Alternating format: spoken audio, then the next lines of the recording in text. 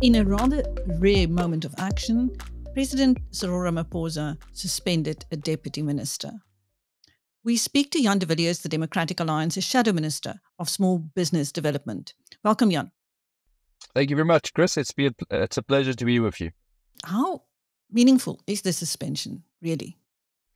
Well, in my opinion, not meaningful at all. I think if you just look at the seriousness of the allegations against her, if you also consider how serious the president pretends to be every time he does a sonar or every time he talks about corruption, every time he talks about cleaning house, he's very serious. But a mere month slap on the wrist, to me, that's not serious. What forced his hand into this minor move? Well, I think the finding by the Ethics Committee maybe forced his hand, which basically meant that he should do something, which in my mind also gave him a great opportunity to do what was really necessary, and that is to show the seriousness of the fight against corruption, to implement or to at least act against these allegations that are clearly recorded in the Zondo Commission and that have been laid at the door of the deputy minister. I think if you just take into account the amount of allegations, not just the rands, but just the amount of allegations, it is in my mind clear that we are dealing with someone here who has been bending the rules and not acting ethically for quite some time. And you must just remember that the president is not like a employer who needs to go through a disciplinary process with her employee. You serve on the cabinet of the president at his discretion. And if you don't need to go to a court of law or go to the CCMA or anything like that, if the president looks at the facts as they are presented to us, the public, and he then feels that it is within his discretion the right call to just suspend her for 1 month, and being basically forced into it by the Ethics Committee's recommendation, I think that sends a loud and clear message that he is not serious about doing anything about state capture, or people like her who clearly are very much involved in the abuse of state resources. Something simple like, just the buses. So there's the other allegations. But while she was the minister, using the PRASA buses for ANC events, that's abuse of state resources for party political purposes. It's black and white. It's a very clear breach of ethical code. It's not something a minister in any cabinet of any president should be doing. Could you just highlight for us some of the controversies during her time in the state capture government?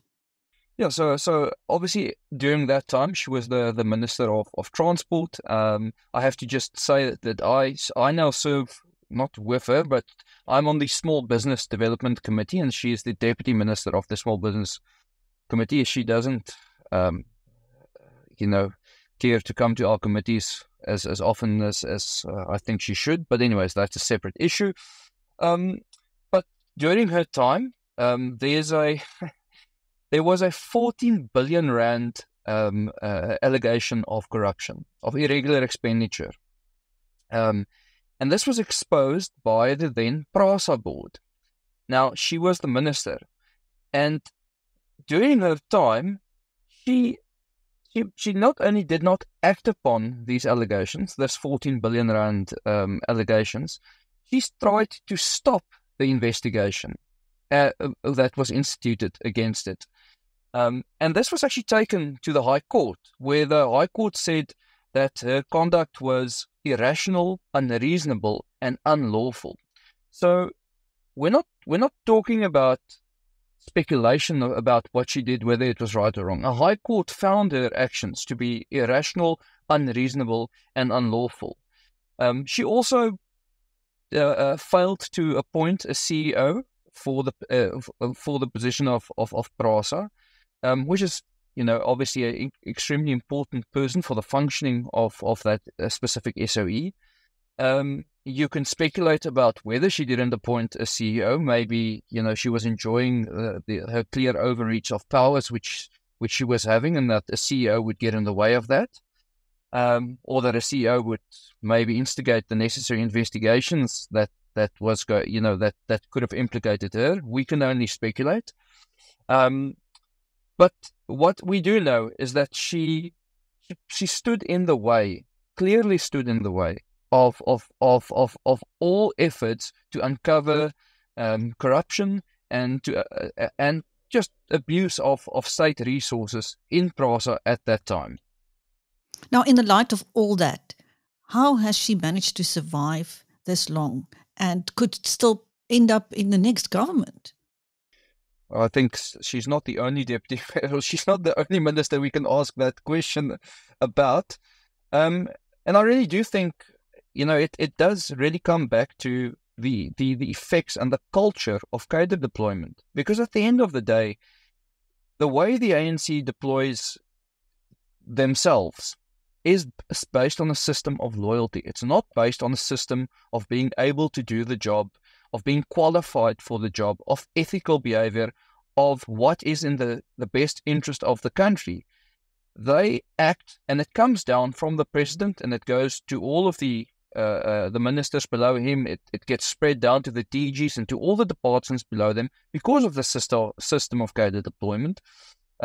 They act at all times in the best interest of what they would say is the ANC, but what really comes down to the best interest of themselves. Because the ANC is held together by the corruption, by the access they have to the corrupt activities of siphoning off taxpayer money and enriching themselves. It is really what keeps the ANC together.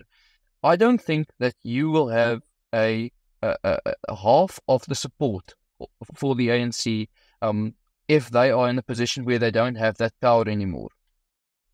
Now, as you've said, the president has repeatedly vowed to deal with the perpetrators of corruption. What evidence have you seen of him doing that? Well, absolutely none. I mean, he needs to be forced into positions to take these type of decisions. And what we have seen is every time, whether it is civil society or whether it is the media or whether it is us in parliament, raises the question to him, the same question you've just asked. President, you say that you are serious about corruption, but you're doing nothing about it. Then he always says, but he's not the judiciary. He's not the NPA. The process needs to unfold in itself. And he then suddenly says, creates this argument that he stands outside all of this. But we know that the ministers themselves get appointed within his cabinet by him. It's his discretion. So he can remove them, and that would be a great start to dismantling state capture, is to just remove all these ministers who have clearly been fingered and shown up in the Zondo report. Now, you've written to the president to ask him to upgrade her suspension to her removal. Have you had any response from him? No, we have not had any response from him as of yet. I mean, we could probably say it's not yet a reasonable time to have expected a response, but I'm not too confident that I will get a response. When he first became president, many people were incredibly hopeful, and when it became clear that he may not be in a position to fulfill their wishes, people started making excuses and saying he's playing a long game. How long can that game be? Yeah, look, I mean, it's President Ramaphosa has been a major disappointment, and not just for us as the opposition. I think not just for voters, which you can clearly see in polling being done at the moment. He's been a big disappointment for the majority of the country. There is no long game. There's only one game, and that is the ANC and the short-term gains that the ANC can make. I think anybody who still believes that he's got some alternative plan, or I almost want to say that nobody believes that he's got some longer term plan. It's been a great disappointment, because the reality is, I think that if he played it differently, he could have been, in a sense, the second Mandela. I mean, he had the table set for him. He had everything going. He had the electorate behind him. He had, even to some degree, opposition parties behind him. People were optimistic about the future. And at the end of the day, we're sitting with 40%, a rough estimate, unemployment. The reality is that the economy is not growing. People are getting poorer. The inequality, the poverty, it's getting worse. And I think it was within his power to turn that around, to change it around. But that would have meant not running the ANC like a syndicate. That would have meant, liberating SOE so that they can actually, changing SOE so that they either become profitable or that you get rid of them. It would mean getting rid of the massive debt that our country has at the moment. It would mean standing up to the labor unions and saying, we're not going to give you above inflationary salary increases every single year while the rest of the country is going down the toilet. It would mean taking corruption seriously and putting people and making sure that people get put in jail.